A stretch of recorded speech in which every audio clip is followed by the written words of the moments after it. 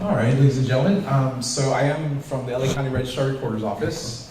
It's one of many departments in LA County that provide you, LA County residents, services. And one of those core services that you're going to hear about today is voting. So if you are a registered voter, as of today, I checked, we have a little over 5.04 million active registered voters in LA County. It's a lot. And I suspect it's going to continue to grow as we get closer to Election Day. But we have some core business problems that we do use data science to solve some of those business problems, and I'm going to share that with you today. Okay, so what do we do? We're not actually a super large department. There's much larger departments than us, like Department of Health Services. They have tens of thousands of employees. We have 1,000 employees. But we do provide lots of services in vital records. So if you're born in LA County, die in LA County, get married in LA County, those records are registered with our department. Just as if you're a registered voter, that's us, on Election Day when you go to the polls and you want to cast a ballot, we're responsible for making sure that those polls are open and staffed so that you can do exactly that. Or if you're a vote by mail person, you can mail back your ballot and we'll get it and we'll process it. And your vote, I assure you, will absolutely count, contrary to what some people say. Likewise, and this is another thing I won't talk about today, but we have done some interesting data science projects with projecting transactions in the real estate market, because that's a primary driver of revenue for us. So if you buy a house, you have to have your deed recorded with our department, and that will cost some money to do that, and part of that cost goes to us.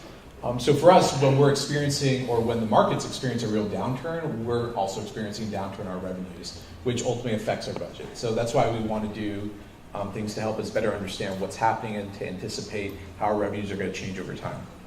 But that's for a different time. Okay, so let's talk about elections. So if you notice the not so clever title, Minding the Voter File, that means two things. We are minding it, making sure we're keeping it clean. We obviously don't want deceased voters still on our active voter rolls. Likewise, we don't want duplicate records on our voter rolls for very obvious reasons. So we do a lot of different things to mind it, to make sure it's kept clean, maintain the integrity of the election, so on and so forth. One of those core things is duplicate records. And in the past, a lot of our staff, we would get massive lists, and we would work those lists manually. And it took a lot of time. We still work a lot of those lists manually, but the lists have changed. Now, instead of working massive lists, we're trying to use data analytics to find those needles in the haystack so that we're actually spending our time wisely and we're not wasting taxpayer dollars. So what was the genesis of that? Well, I don't know if you guys follow the LA Times. No, I'm sorry, not LA Times. Joel Grover from NBC does his investigative news. And there was talk about some voters received multiple ballots. Well, that's because we probably had them as duplicates and we sent out multiple ballots. Very embarrassing and not good for business. And it undermines ultimately the belief that we're doing a good job. So that had to be addressed. And we were obviously audited by our auditor controller. And what did they find? Well, when they did a match, they found about 52,000 potential duplicates using just first name, last name, and home address. Can anyone imagine why that would not be a good match? LA County's a big place, a lot of common names, a lot of father and son still living in the same home address. That's a very common thing. So what did we actually see? Well, the true positive rate when we randomly sampled was much closer to 16%. So had we chased after 52,000 matches, which would have been 105,000 actual records that had to be manually inspected, it would have taken months, if not a couple years, to do that. And what would we have gotten back? Well, about 8,200 would have been the actual true positive that we would have fixed. The others would have realized, oh yeah, that's just following son, mother, daughter. And it would have been a real big waste of time. So for us, what did we end up learning and how do we solve this? Well, we ended up using some fuzzy matching to actually parse out those 52,000. So the fuzzy matching, it's actually a pretty simple algorithm. There's many different fuzzy matching algorithms, but for us, we realized our biggest problem, the reason why we weren't getting the exact matches, was just typos. So sometimes the voters would provide us in it, like, just couldn't read what they were providing us. Other times our operators would just make errors. I mean, these are human beings that are attempting to look at records, many of them at a time, and mistakes are going to get made, right? So what we ended up doing was we used, in R, we used agrep. We were able to vectorize it so we can look at many, many patterns and match them against each other. And so when you see stuff like John Smith, born 6/23/1967, well, there might be a corresponding John Smith, born same date, but just transpose in the last 2 digits of the year. And when we looked at it, it turned out that that was a match. So we could eliminate one of those duplicate records. And there's a lot of that type of stuff that existed. So we were searching for about 8,600 out of that 52,000. Using agrep, it returned about 8,700 records. So a little bit more than what we were expecting, but we're really much closer in the ballpark. When we actually did match on first name, last name, home address, and date of birth, instead of 52,000, we found a couple hundred matches. So we knew, even after random sampling, but we knew that there was going to be somewhere in between, either a couple hundred or 52,000. So we knew it was 8,600 from the random sampling. So the results resulted in, well, 8,600 out of the 8,700 were true positives. That's a good true positive rate. Not a lot of wasted staff time, and we were able to really solve that problem. So we have 6 additional ongoing queries to reassure our voters that we're trying to do as good of a job to make sure our voter file is kept clean. All right, deceased voters. That's another common one. I just saw a recent investigative report. I know LA County was listed amongst many other counties, finding deceased voters. You hear about calls from family members, and it's tragic when this happens, and we try to solve this as quickly as possible. When we hear from a family member who said, yeah, my dad died a couple years ago, I just got his ballot, thanks for sending that out. That sucks.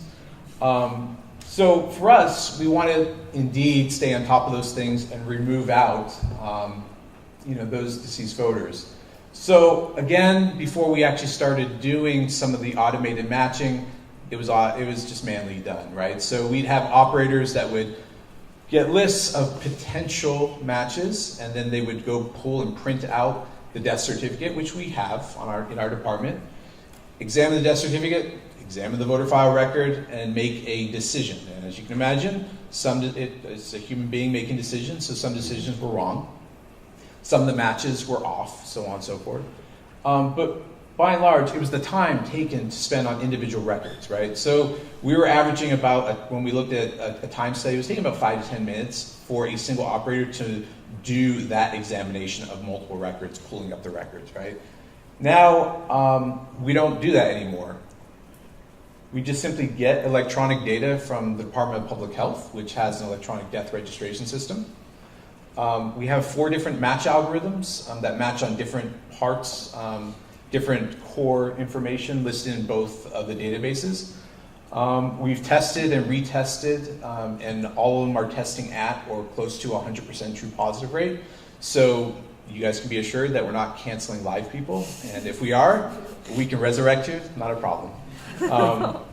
But this has been really successful. We've canceled over 45,000 deceased voters using this data in an automated fashion. So now I just run the matches, and anything that comes up, I send to IT, and they just cancel them. So now we don't have human operators that are actually manually inspecting both records. It's all being done by the machine. So take 10 minutes and multiply that by 45,000. That's the amount of time that we're saving over this last year in terms of trying to do this type of stuff. The actual algorithms run really quickly. Most of the time that it takes is just normalizing data. So we're working with 2 different data sets, right? So we have the Department of Public Health death registration data, and then we have our voter records. So we have to make sure we're normalizing. So maybe street name needs to be altered a little bit, or different, like maybe first names or last names need to be altered, or we need to cut off some information, and so on and so forth. Okay. So that is minding the voter record. And I'm sorry I zoomed through this because although that's a really important part of what we do to make sure that the voter file is kept clean, that's not the most interesting and fun stuff that I get to do because a lot of it is just data cleaning. So this is the fun stuff, poll worker recruitment. This is the big business problem that we were having, particularly on election day and night. For this last election, we were grilled greatly because we had issues at our polls where some polls were not opening on time, some polls were understaffed, So the lines were taking longer, so voters were waiting longer and longer. And that's really not a good thing, because when a voter gets tired of waiting, what do? Well, they leave and they don't get to vote, right? Unless, of course, you're a vote by mail voter and you cast your vote early. So for us, our poll workers are an integral part of making sure that the voting experience is a positive one for our voters. So when we have poll workers that cancel on us last minute, or worse, no-show on election day, that could lead to this, right? And when we have this, we might have this. So folks getting the wrong idea about what we're doing with voting. And when we have this, we might get this. Actually, that's never happened in our county. I assure you that's never happened. That is Pennsylvania. Someone took a bat to that voting machine. But it is true. I mean, I don't think I've ever seen lines like this in LA County, but there have been precincts, select precincts where they're very popular, maybe at certain campuses where lots of voters are just wanting to vote at that location. Sometimes that can happen, and things are exacerbated when there's not enough poll workers. So this is the state, this is the future state that we're trying to achieve on election day, where everyone's happy and excited and really engaged and feeling like, you know what, I had a good voting experience and I can walk away thinking that the next time I'm going to have another good voting experience. So, Janine makes that happen for you guys. So for us, when we're recruiting poll workers, we're looking for the Janines of this world, right? So poll workers that are happy and excited to sit there for 14 hours and provide service to all our voters so that you guys can have a very positive voting experience. And what is very positive? It means you get there, your name's in the book, you sign the book, you get your ballot, you get in and out, and you cast your ballot. And you feel like you went through the process, you didn't have to wait a long time, and people were pleasant to you. That's what we're trying to achieve.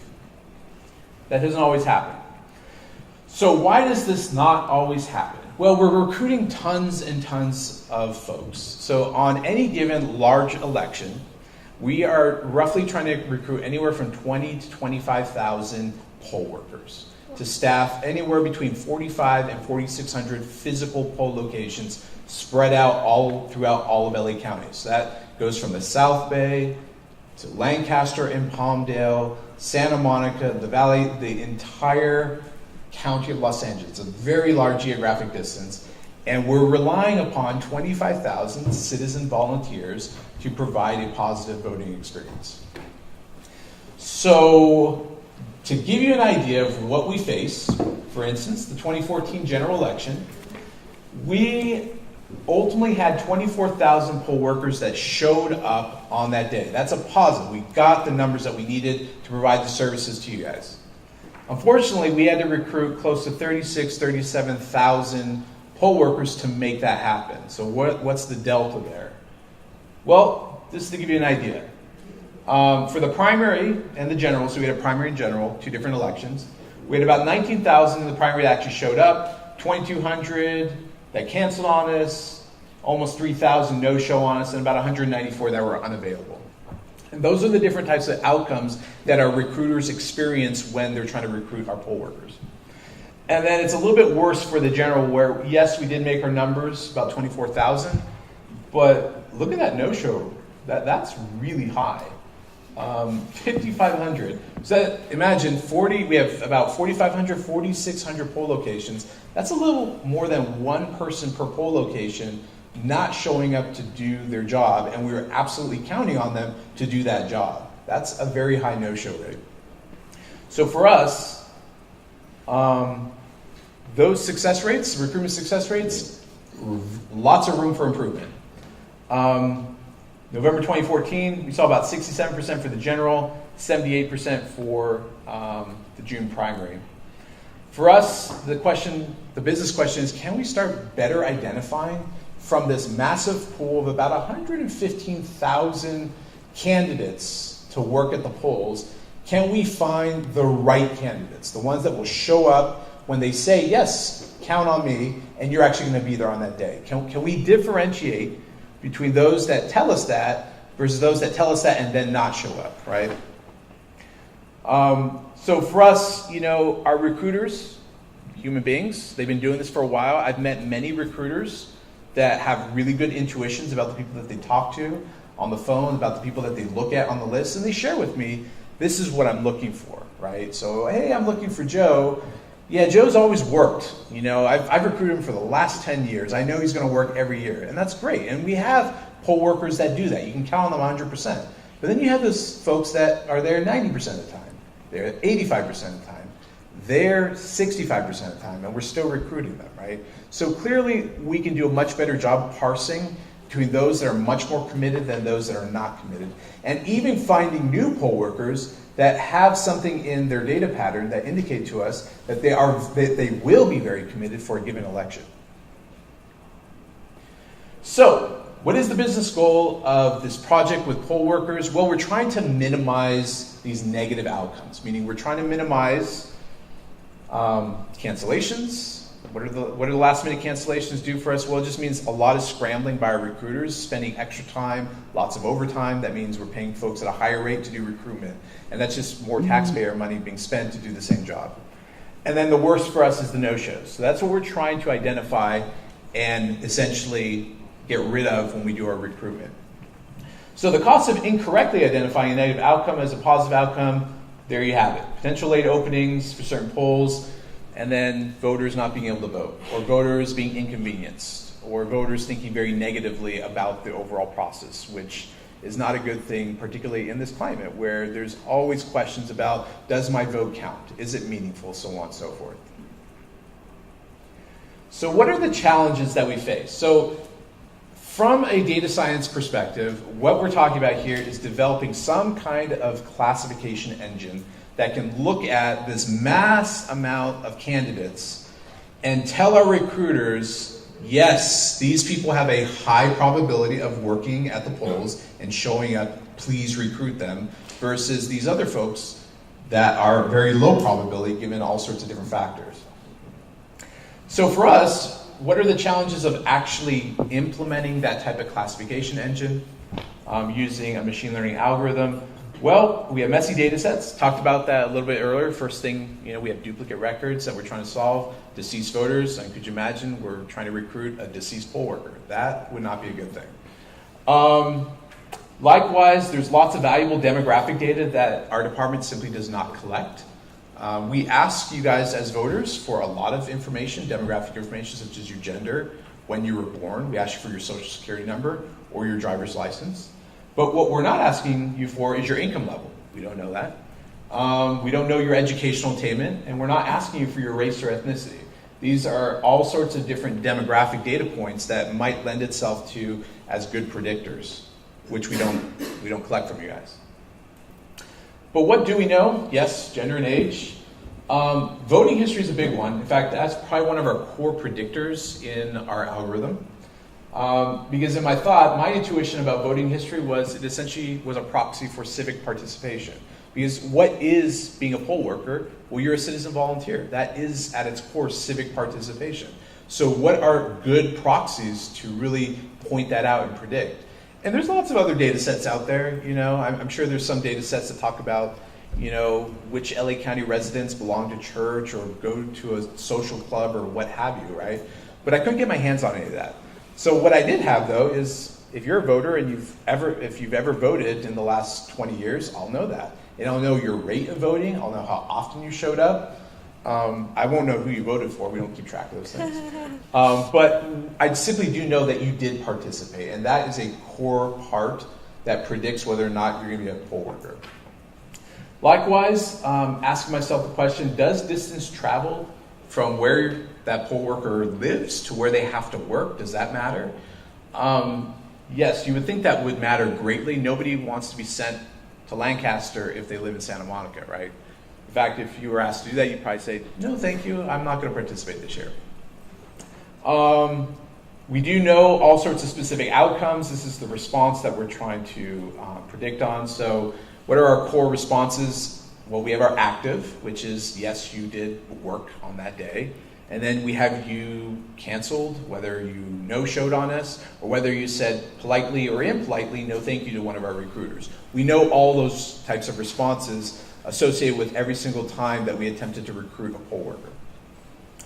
The cool thing, and this is something that I didn't do initially, I didn't actually do any unsupervised learning with our poll workers until I realized that when I attempted to predict using, any kind of machine learning, thank you. So I attempted to predict using, a typical recursive partition, which is your decision tree. I used random forest. Tried artificial neural net initially. And I realized that it was simply predicting on the majority class, which told me that there was something about the signal that was getting buried in a lot of noise. And one way I attempted to start parsing that out and make things a little bit easier for our machine learning algorithm was to split all of our poll workers into 6 distinct clusters. I didn't know it was 6 at the time, but after some testing and optimizing, it turned out to be about 6.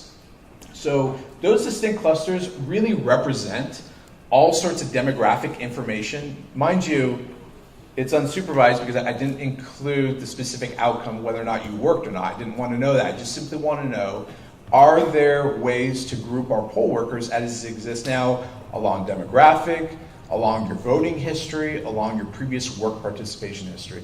And there is. So I used k-means, and I was able to split into 6 different clusters. I won't go over all of them, but as you can see, there's some pretty good ones where maybe cluster 1, you have a good voting record, you're a regular poll worker, meaning you probably worked the last 5 or 6. Let's see, 57 years of age is kind of where you're at, median years of age. You are low income, unfortunately, and you are predominantly female. So you're probably looking up there and saying, wait, low income, you just said we don't collect that data. That's true, we don't collect that data. But that data does exist somewhere. And that data does exist with the Franchise Tax Board, who would not release that data to me. I did inquire. So I can't know specifically for every one of our individual voters what your tax returns look like. But I do know where you live, because we do have that data. And that means I know what group block or census tract you belong to. So then that allows me to go over to the Census Bureau website that has a wealth of demographic data on people living in LA County and really all of the United States. And I can start knowing things such as median income for a group block, which is very precise actually. I can know educational attainment at those levels as well. So I pulled in some additional data and I was able to basically pull in and approximate data about our poll workers that I couldn't otherwise have. And as it turns out, median income split on gender is a meaningful predictor in our model. Okay, so let's get past clustering. All right, modeling challenges. So I'm going to spend a little bit of time, on this because I have a sense that there are some data scientists in this room, and you probably want a little bit of meat to this business problem. So I'm going to talk a little bit about what that meant in terms of class imbalance. So the class imbalance I was experiencing is not to the level of, say, like a fraud detection type of problem where you're seeing maybe one fraudulent outcome in 1,000 or one in 100,000. So I'm not seeing that level of class imbalance, but I'm seeing basically a 70-30 split in what I was seeing in terms of negative outcomes versus positive outcomes. And that was unfortunately skewing a number of machine learning algorithms at the point of training. So the way you can solve this is to rebalance your training data. And there's a number of different ways to go about dealing with class imbalance. Rebalancing is one of them. I tried all of these techniques, and just to skip ahead, I did end up using thresholding, which relied upon the ROC curve to identify at what point in terms of threshold should I be using for probability. So if you guys are aware, for any kind of classification problem, anything in excess of 50% probability is going to yield a prediction in that realm. But for me, 50% wasn't good enough. Maybe 80% needs to be a little bit higher. Point is, when I raise the threshold of probability, it just simply makes the algorithm more discriminating. But there's other things. So you can introduce a customized loss function in the algorithm. Not every algorithm, so I use Carrot in order to do a lot of that training. So not every machine learning algorithm allows you to feed that in as an argument. So you're a little bit limited there. And through Carrot, just something to keep in mind, when you use a customized loss function, you can't extract class probabilities. So that completely eliminated my ability to do any thresholding. So using caret in R, I could not combine a customized loss function along with thresholding. Rebalancing was an interesting technique. There's two really good ones other than simply just upsampling or downsampling. But there's smoting and rosing, which are more of an algorithmic approach to upsampling and downsampling your training data. And in doing so, it allows you to rebalance and you can start pulling out more of that signal from the noise. Okay, so what is this prediction algorithm actually doing? Well, it's predicting and assigning some class probability from 0 to 1. So closer to 1 tells you it's more certain that the outcome is a positive outcome. Thank you very much. Likewise, like I said, setting a threshold higher makes the algorithm much more discriminating in its predictions. And it really allows us to shed all of our unsuccessful outcomes. Just keep in mind, what we learned was the more discriminating, you're going to also be shedding a lot of the positive outcomes too. But I ended up using a mix so I had 6 clusters, which I had individual predictions on. I used a mix between gradient boosting and also AdaBoost. They're both boosting algorithms, but they're just 2 different types of flavors in R. So what's being provided to our operations staff? I'm not giving them the algorithm because it doesn't make any sense. All they really need and what they need to work from is a list, because that's how they recruit. They see a list, they see a name, I'm going to call that person. But now we're going to go ahead and reorganize all those lists and send them only limited numbers of folks to call based on those class probabilities and based on the thresholds I selected. So that's 2014. I want to talk about 2016 because when I initially did this, I did this back in 2014. 2016 is our first one. So we just had a June primary. Hopefully most of you voted in it. And we were able to see how well, in terms of a live election, this performed. This algorithm did really well on a test data, which we used the 2014 data for. But how well will it work on 2016? Because remember, an election, in a sense, is almost like a novel event, right? Are there patterns that we can pull from every election and find those data patterns? Yes, of course. But you never know. Sometimes, we were wondering, this Hillary Clinton, Bernie Sanders thing is going to bring out a lot of people. Yeah, Trump's on there as well. A lot of folks are going to be turned off. Who knows, right? Maybe it's going to change the data patterns, or maybe we're going to end up extrapolating because our algorithm has never seen those data patterns. Well, as it turns out, it did pretty well. So overall, just keep in mind, we did not operate the algorithm across the board. We only took a small sample because, again, in government, we are very, very tenuous and cautious when introducing new things. So this machine learning algorithm is a very new thing, very misunderstood at times. So our operation managers aren't always ready to just jump in the pool with it. And that's okay. It takes time and it takes success for operation managers to be convinced that this is not just magic that might go awry one day, but it's actual real science. So overall, 2016 wasn't great for us. We saw a recruitment success rate of about 73% and a no-show rate still at 13%, which is not good, and a cancellation rate of 11.1%. But our prediction algorithm did pretty well. So the algorithm ultimately generated 25,000 high probability candidates. Just FYI, I had to drop below certain thresholds, so I'm not surprised that we were only at 85% success rate. On the training data and the test data, we should have seen around 87% at the highest thresholds, but I did have to drop down because at the higher thresholds, I wasn't finding enough candidates for our recruiters. That's one of the things about being just too discriminating with your algorithm. You may not find enough of what you're looking for. So we saw a pretty good success rate of about 85% on what was predicted and what was used, and a really low no-show rate of about 4%, which was far better than the 13% that our overall recruiters were feeling. And then a low cancellation rate of about 8.8%. So that's kind of the proofs in the pudding.